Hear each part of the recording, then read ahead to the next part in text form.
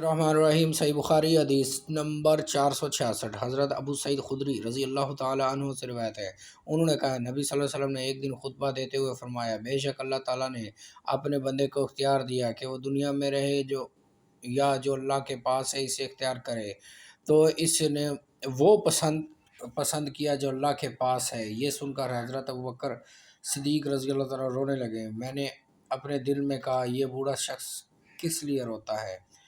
بات تو صرف یہ ہے کہ اللہ تعالیٰ اپنے بندے کو دنیا یا آخرت دونوں میں سے جسے چاہے پسند کرنے کا اختیار دیا ہے۔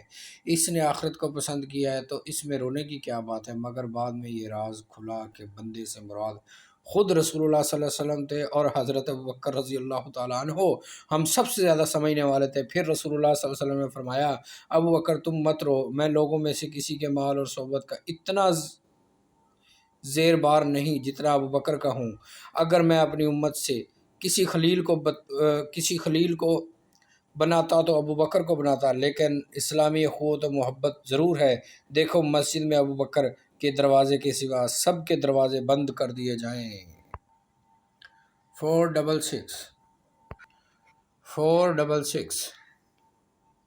صحیح بخاری حدیث نمبر 466